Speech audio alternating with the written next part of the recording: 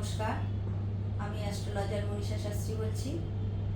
আমাদের ভারতীয় জ্যোতিষশাস্ত্রে রাহু আর কেতুকে কিন্তু গ্রহ মানা হয়, কিন্তু আমরা রাহু কেতুকে হয়তো প্রত্যক্ষভাবে দেখতে পাই না, কিন্তু আমাদের রাশিচক্রে রাহু আর কেতুর অবস্থানের ভেদে কিন্তু আমরা সুফল বা কুফল পাই। তাই রাহু আর কেতু কিন্তু প্রত্যেকটি রাশিতে 1.5 বছর করে থাকে। আর রাহু আর কেতু সবসময় দুজন প্ল্যানেট সমসপ্তমে থাকে। রাহু যদি কারোর রাশিচক্রে শুভ অবস্থায় থাকে, সেখানে কিন্তু সেই সব মানুষগুলো হঠাৎ করেই কোনোভাবে টাকা পয়সা হাতে পেয়ে যেতে পারে, বা তারা যে কোনো ভালো প্রতিষ্ঠানে লিডারশিপ নিতে পারে, যে কোনো ইন্ডাস্ট্রি, কৃষিকাজ, এই সব জায়গায় কিন্তু তারা ভীষণভাবে সাকসেস পায়। বলে এদের মধ্যে কিন্তু, এদের কথার মধ্যে কিন্তু সহজ সরল ভাব থাকে, কিন্তু এরা হয় তীক্ষ্ণ বুদ্ধির মানুষ। হঠাৎ করেই এরা রেগে যেতে পারে, কিন্তু তবুও এরা সমাজের সাথে বেশ মান্যগণ্য ব্যক্তি হিসাবে পরিণত হয়।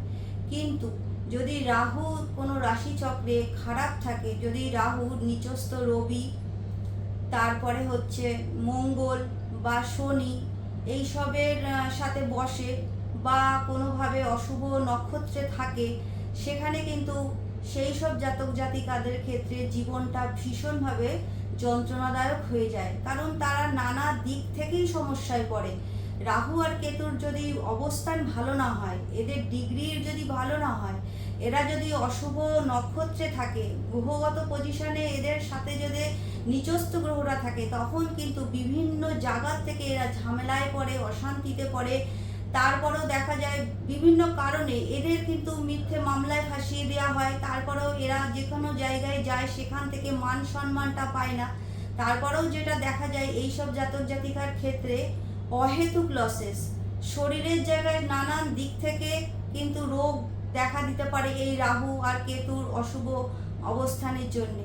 তাই রাহু আর কেতু, রাহুর নক্ষত্র হচ্ছে 6, 15, 24, মানে আদ্রা, আর হচ্ছে স্বাতী, আর হচ্ছে শতভিষা।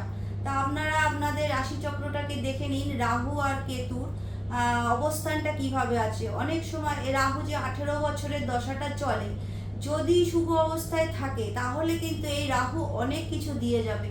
আর যদি আপনাদের রাশিচক্রে, আর কেতু চলে 7 বছর, কেতু টোটাল দশা। আর এই রাহু আর কেতু যদি আপনাদের রাশিচক্রে শুভ অবস্থায় থাকে, তাহলে আপনারা ভালো ফল অবশ্যই পাবেন। কিন্তু যদি খারাপ অবস্থায় থাকে, তাহলে কিন্তু আপনারা অবশ্যই দেখিয়ে নেবেন রাহুর এই কোন অবস্থায় আপনাদের রাশিচক্রে বসে আছে।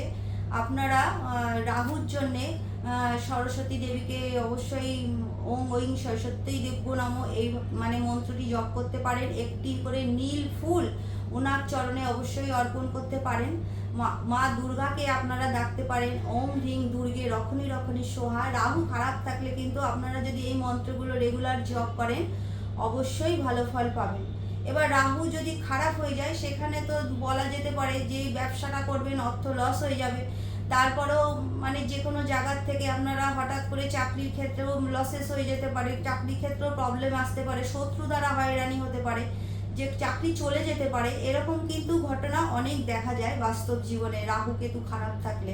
ব্যবসায় যদি আপনাদের লসেস হয়, তাহলে আপনারা প্রত্যেক শনিবার অশ্বত্থ গাছের নিচ থেকে একটি পাতা কালেক্ট করবেন, এনে গঙ্গা জল দিয়ে ধুয়ে অনামিকা আঙুলের সাহায্যে রলি দিয়ে একটি শ্রীম লিখবেন। তারপরে ওইটি আপনাদের ক্যাশ বাক্সে রাখবেন।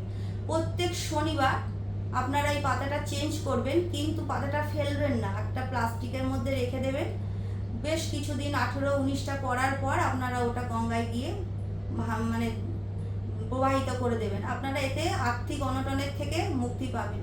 তারপরেও যদি আপনাদের দেখছেন যে অনেক অর্থ কষ্ট হচ্ছে, কিছুতেই অর্থ পরিশ্রম করার পরও আসছে না, অনেক সমস্যা দেখা দিচ্ছে, কিছুতেই আপনারা আপনাদের সাফিসিয়েন্ট মানি জোগাড় করতে পারছেন না, আপনারা প্রত্যেক বৃহস্পতিবার তুলসী গাছে অল্প করে দুধ ঢালুন, ওম নমঃ ভগবতে বাসুদেবায় নমঃ মন্ত্রটা বলুন, একটু ফুল অর্পণ করুন প্রত্যেক বৃহস্পতিবার। প্রত্যেক শুক্রবার আপনারা তুলসী গাছে একটি ঘিয়ের প্রদীপ দিন। ঘিয়ের প্রদীপের মধ্যে অবশ্যই 2টো এলাচ দেবেন। এতেও কিন্তু আপনাদের আর্থিক অনটন যেটা হচ্ছে, সেটা অনেকাংশেই নির্মূল হয়ে যাবে।